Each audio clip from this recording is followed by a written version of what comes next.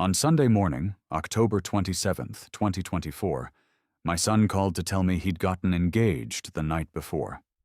I'm Kevin Patterson, 68 years old, and I've been a widower for 3 years now. When Tyler told me he'd borrowed all my savings and was about to sell my rental property, I didn't yell. I didn't hang up.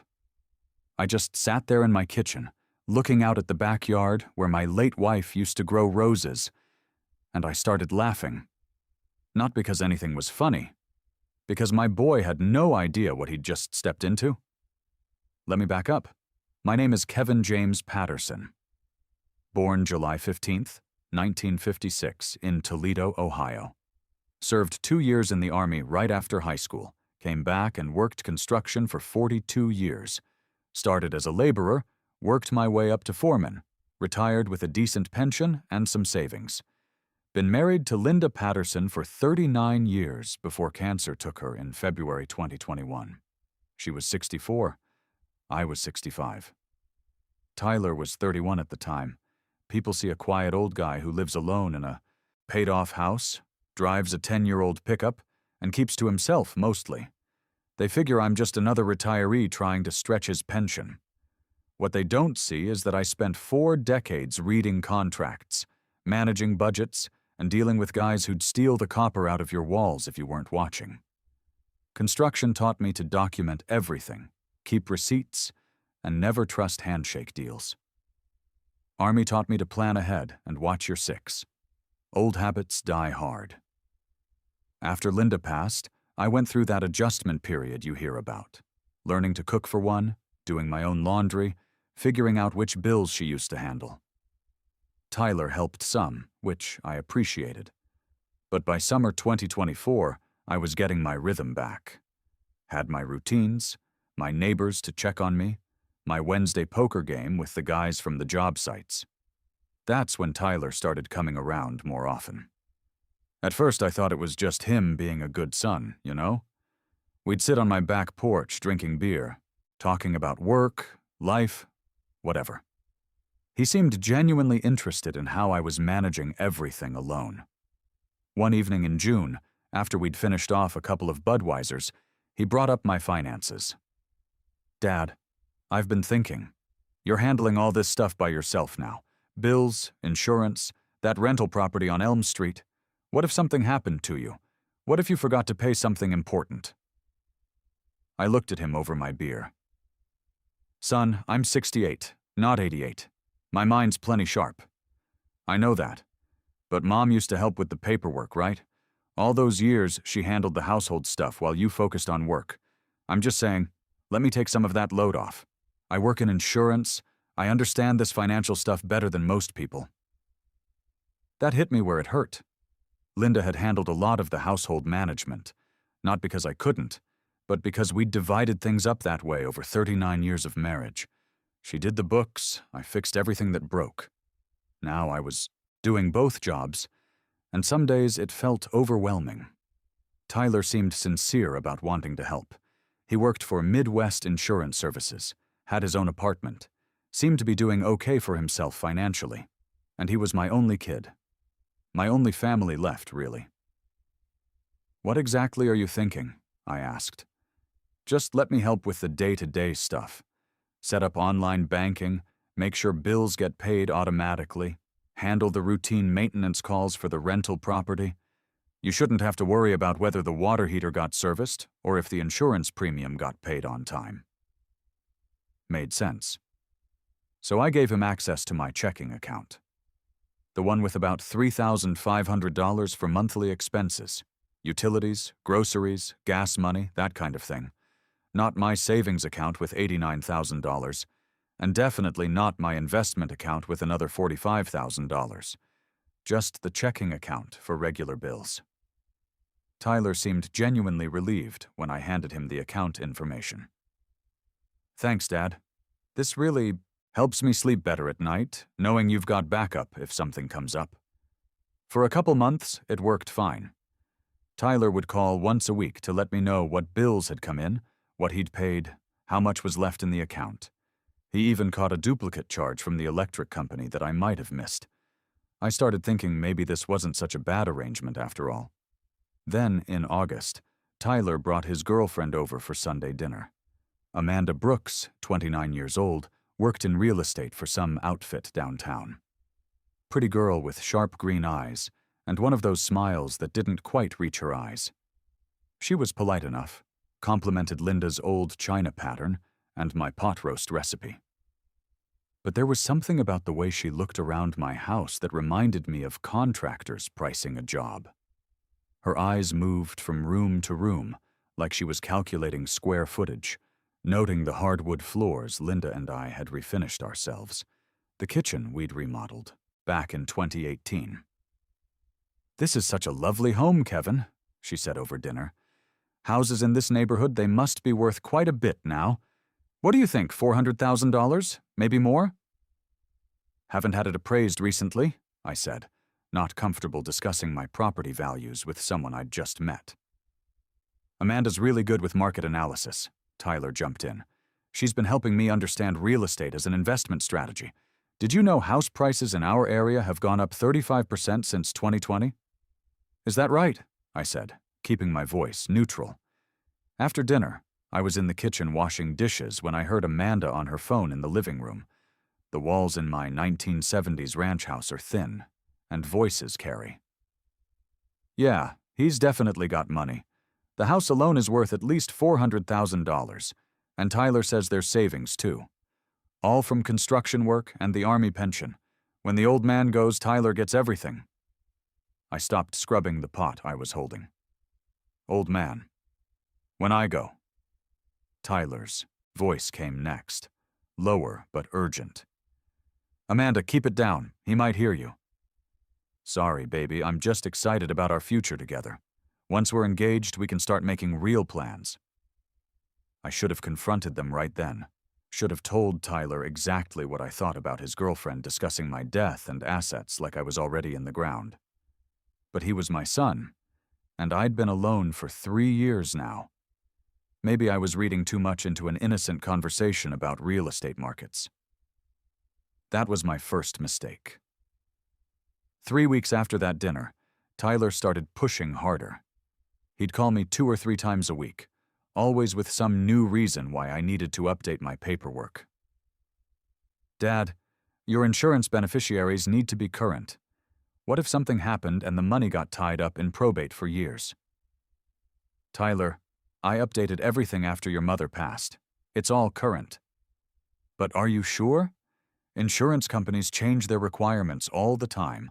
Let me send you some, the latest forms, just to be safe." Then it was my will. Then my medical directives. Always something that needed updating, needed my signature, needed to be filed right away. I started getting annoyed with the constant paperwork, but Tyler had a way of making it sound urgent and important. The breaking point came in mid-September. I'd been fighting a nasty chest cold for a week, the kind that settles in your lungs and makes you feel like you're 90 years old. I was taking antibiotics, sleeping 12 hours a day, and basically feeling miserable. That's when Tyler showed up at my door with another stack of papers. "Dad, I know you're not feeling great, but these insurance forms have to be filed by Friday or your coverage might lapse. It'll just take a minute to sign them." I was sitting in my recliner in my bathrobe, tissues everywhere, probably running a fever. My head felt stuffed with cotton. Tyler spread the papers out on my coffee table. Maybe 15 pages of small print, insurance, company letterheads, lots of legal language that made my eyes hurt to read. "What exactly am I signing?" I asked, my voice hoarse from coughing. "Just routine beneficiary updates, making sure everything flows to me properly when the time comes. Standard stuff." I should have read every word. Should have taken the papers to Brian Coleman, my lawyer friend. Should have at least waited until my head was clear. But I was sick. Tyler was my son, and he seemed genuinely worried about my insurance coverage. I signed where he pointed. All 15 pages. "Thanks, Dad. I'll get these filed right away. You just focus on getting better."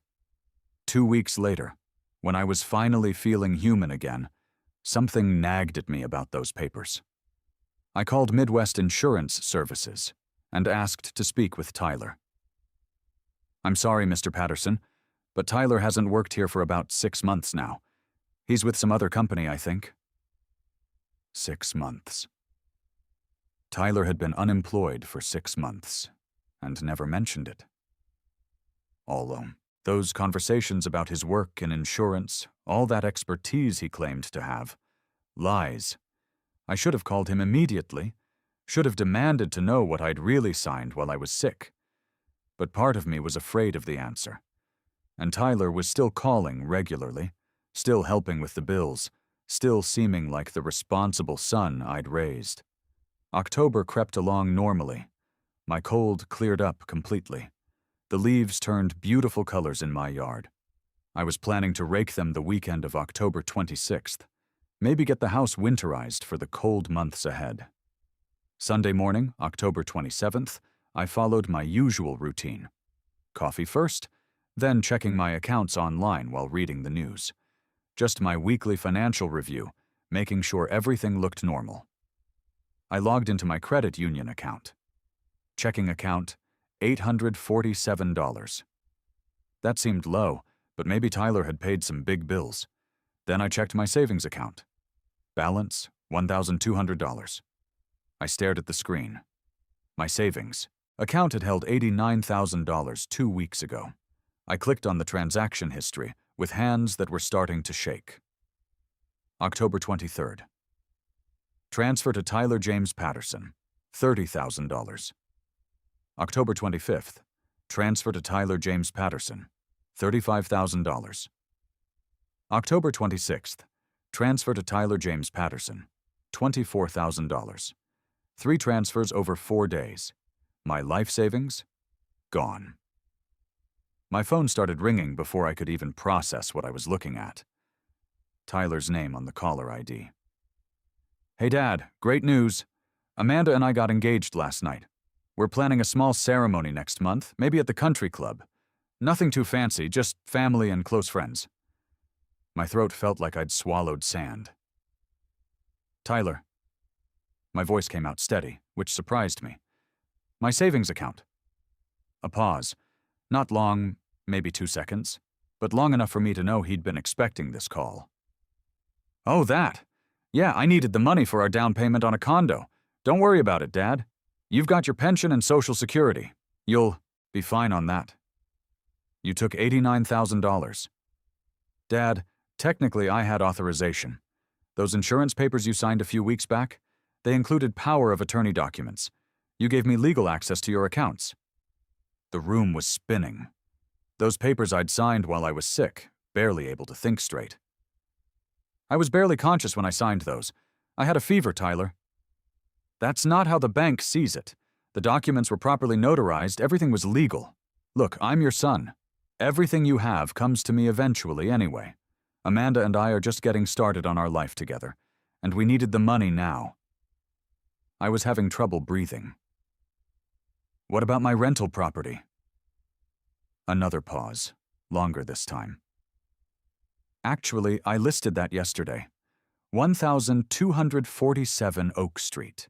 We should get around $340,000, maybe more. The market's really hot right now. The buyers want to close fast, so you'll need to tell the Henderson family they have to move out by the end of next month." Something cold settled in my stomach. "Tyler, I need you to listen to me very carefully. Dad, I know you're upset, but I don't own 1247 Oak Street." Silence. "What?" "That house belongs to your mother's family trust. It's been in trust since 2019, 2 years before she died. I'm the trustee, but I can't sell it. The Henderson family has lived there for 3 years. They have a lease through June 2026. The silence stretched longer this time. "But you said you owned rental property." "I own 856 Elm Street, a duplex I bought in 2018. The house you just put on the market without permission belongs to your mother's estate, with sitting tenants who have legal rights." I could hear Tyler breathing on the other end of the line. "Dad, what are you saying?" "I'm saying you just committed real estate fraud using forged power of attorney documents obtained while I was sick and barely conscious. That's elder abuse, Tyler. That's multiple felonies. And then I started laughing. It started small, just a chuckle. But it grew bigger and louder until I was laughing so hard tears ran down my cheeks. Tyler was saying something, making excuses, trying to explain, but I wasn't really listening anymore. Something had shifted inside me, something I hadn't felt since my army days. Tyler thought he was dealing with a confused old man who'd just roll over and accept being robbed by his own son. He had no idea he'd just declared war on someone who'd spent 42 years dealing with con artists, thieves, and every kind of scammer who worked construction sites. Someone who'd learned to fight dirty when he had to. "Tyler," I said when I finally stopped laughing, "you just made the biggest mistake of your life." I hung up on him. For the first time in 3 years since Linda died, I felt completely awake. Completely alive. Time to go to work. I spent the rest of Sunday organizing my battle plan. First thing Monday morning, I was on the phone with my credit union. "I need to report fraudulent withdrawals from my accounts," I told the customer service representative. "I'm very sorry to hear that, Mr. Patterson. Can you hold while I transfer you to our fraud department?" Within 2 hours, I had complete records of every transaction Tyler had made, copies of all the documents he'd submitted to authorize the transfers, and a case number for the investigation. The power of attorney papers he'd used were so obviously fake it was embarrassing. Wrong dates, signatures that didn't match my normal handwriting, and a notary seal from someone who'd moved to Arizona 6 months earlier. Tuesday morning, I called Brian Coleman. We'd worked together on several construction contracts over the years, and he'd helped Linda and me with our wills and the family trust paperwork. "Brian, I need a lawyer. My son cleaned out my savings using forged documents and tried to sell property that doesn't belong to me." "Good Lord, Kevin. How much money are we talking about?" $89,000 stolen, plus he's trying to fraudulently sell a $340,000 property with sitting tenants. That's not just theft, that's elder abuse and real estate fraud. Multiple felonies. When can you come in? We met that afternoon. Brian looked over all my documentation. Bank records, the forged power of attorney papers, property deeds, the Henderson family's lease agreement. His expression got grimmer with each page. "Kevin, your son is looking at serious prison time. The power of attorney fraud alone is worth 3 to 5 years. Add the elder abuse enhancement and the property fraud attempt, and he could get 7 to 10. What about the people who think they're buying the house? They'll sue Tyler for every penny they put down, plus damages. Their lawyer will eat him alive." "Good." Brian raised an eyebrow. "You sure you want to go down this road? He's your son." "He stopped being my son when he decided to steal my life savings and leave me homeless. Now he's just another thief who picked the wrong victim." While Brian started filing the legal paperwork, I began my own investigation. 40 years on construction sites teaches you that there's always more to the story than what people tell you. Tyler had stolen $89,000 for a condo down payment. But I'd seen Amanda's reaction to my house. She wasn't thinking small condo. She was thinking about inheriting my property. So why did Tyler really need that much money? The answer came in an anonymous email Wednesday evening. Someone using the handle truth_teller_2024 sent me information that knocked me sideways. "Mr. Patterson, you deserve to know the truth about your son. Tyler has a 6-year-old daughter named Michelle Rose Patterson. Her mother is Jennifer Martinez, an elementary school teacher. Tyler abandoned them when Jennifer was pregnant and has been hiding Michelle's existence from Amanda and from you. 2 years ago, Jennifer sued Tyler for child support.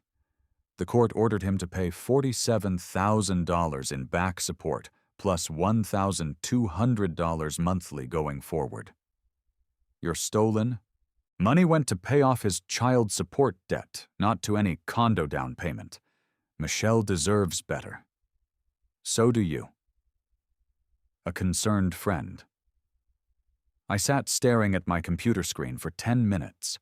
I had a granddaughter, a 6-year-old girl I'd never met because my son was too much of a coward to tell his fiancée he'd fathered a child. I found Jennifer Martinez on Facebook. Her profile showed a beautiful little girl with Tyler's dark hair and Linda's smile, wearing a school uniform and holding a first day of second grade sign. The post was dated September 3rd, 2024. Thursday morning, I called Jennifer. Her voice was cautious when I explained who I was. "Mr. Patterson, I never wanted to cause trouble for Tyler's family. I just needed help raising Michelle." "Can I meet her?" A long pause. "Are you sure? Tyler made it very clear he wanted nothing to do with us." Tyler doesn't speak for me. Friday afternoon, I drove to Columbus. Jennifer Martinez lived in a small apartment complex on the east side, Unit 2C. She met me at the door, early 30s, tired eyes, but a kind face. The apartment was tiny but spotless, with children's artwork covering the refrigerator and bookshelves full of picture books. "Thank you for agreeing to see me," I said. "I loved Tyler once," she said quietly as she poured coffee. "He was charming, ambitious, seemed like he had his life together. When I got pregnant, everything changed overnight. He told me I was ruining his future, offered me money to take care of the problem. When I refused, he just disappeared. Blocked my number, moved apartments, changed jobs so I couldn't find him." "How long did you struggle alone?" 3 years before I finally hired a lawyer and sued for support. I didn't want to destroy Tyler, I just wanted help. Michelle asks about her father every single day. At 3:30, we heard small footsteps on the stairs outside. The door opened, and Michelle Rose Patterson walked in wearing a purple backpack covered in unicorn stickers. She stopped when she saw a stranger in her living room. "Mommy, who's this?" Jennifer knelt down. "Michelle, this is Mr. Patterson. He's your grandfather, your daddy's father." Michelle studied me with those serious 6-year-old eyes, Tyler's eyes, Linda's expression. "My daddy's daddy?" "That's right, sweetheart." She walked over cautiously. "Mommy says my daddy lives far away and can't visit. Do you live far away too?" My heart broke right there in that tiny apartment. "No, honey, I live close by, and I'd very much like to get to know you, if that's okay." Michelle suddenly smiled, Tyler's smile, Linda's warmth. "Do you want to see my drawings? I'm really good at cats." Driving home that evening, everything became clear. Tyler hadn't just stolen my money. He'd stolen 3 years of knowing my granddaughter. 3 years of birthdays, Christmas mornings, bedtime stories. 3 years of being the grandfather Linda and I had always dreamed of being. That was unforgivable. Monday morning, I called Brian Coleman. "File everything. Criminal charges, civil suits, whatever it takes. I want Tyler prosecuted to the fullest extent of the law." "Kevin, are you absolutely certain about this?" I thought about Michelle asking if her daddy ever thought about her. I thought about Tyler casually stealing my life savings to cover up his own cowardice. "Completely certain. It's time my son learned that actions have consequences." The preliminary hearing was February 15th, 2025, at Franklin County Courthouse. Tyler showed up with some expensive defense lawyer he'd somehow found money for, looking like he'd aged 10 years in 4 months. Amanda wasn't with him. Turns out she'd broken off the engagement the day after she found out about Michelle and the fraud charges. Judge Rachel Morrison presided. She was about my age, silver-haired, with the no-nonsense attitude of someone who'd seen every kind of family drama imaginable. Brian presented our evidence methodically. Bank records forged, documents, property fraud attempt, elder abuse charges. The case was so clear-cut, even Tyler's expensive lawyer looked uncomfortable. "Mr. Patterson," Judge Morrison said, looking directly at Tyler, "the evidence here is overwhelming. The prosecution is prepared to file formal charges of grand theft, elder abuse, fraud, and forgery. Do you understand the seriousness of these allegations?" "Yes, Your Honor," Tyler whispered. "Before we set a trial date, does anyone wish to make a statement?" I stood up. "Your Honor, may I speak?" "Proceed, Mr. Patterson." I looked directly at Tyler. He couldn't meet my eyes. "Tyler, tell the court about Michelle." Tyler's face went completely white. His lawyer started whispering urgently, but Tyler shook his head. "Your Honor," Tyler said, his voice breaking, "I have a 6-year-old daughter named Michelle Rose Patterson. Her mother is Jennifer Martinez. I abandoned them both when Jennifer was pregnant because I was ashamed and afraid." The courtroom went dead quiet. 2 years ago, Jennifer sued me for child support. The court ordered me to pay $47,000 in back support. I didn't have the money, so I stole it from my father. I used forged documents to steal from the man who raised me, just to hide the fact that I'd abandoned my own daughter.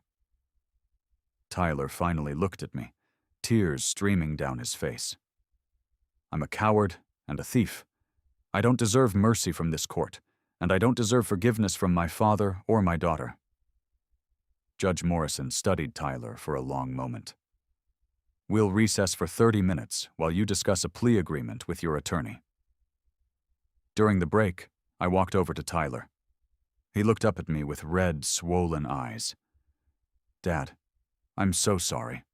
I know that doesn't mean anything now, but sorry is just the beginning, son. You need to become the father Michelle deserves, the man your mother raised you to be."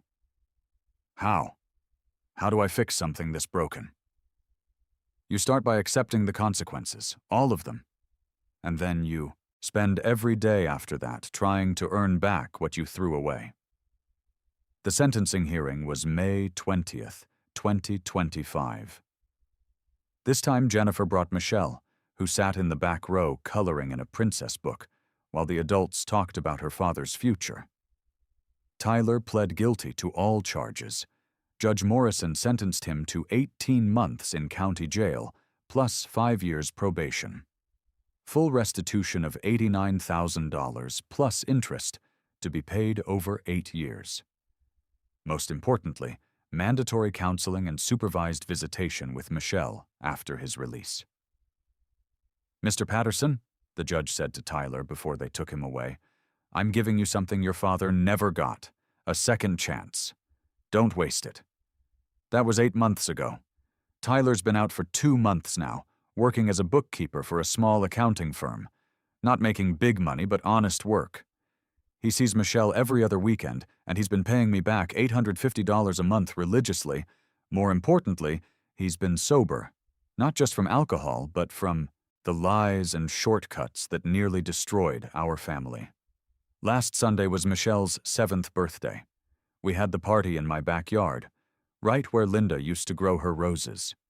Jennifer was there with her new boyfriend, Steve, a good man who treats Michelle like his own daughter.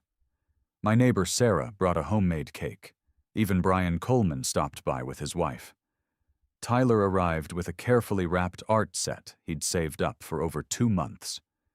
When Michelle hugged him and said, "Thank you, Daddy," I saw something in his eyes I hadn't seen since he was a kid himself. Genuine pride in doing something right. Before everyone left, I gathered them around Linda's old rose garden. "I'm 69 now," I said. 2 years ago, I thought I'd lost everything. My money, my trust, my only child.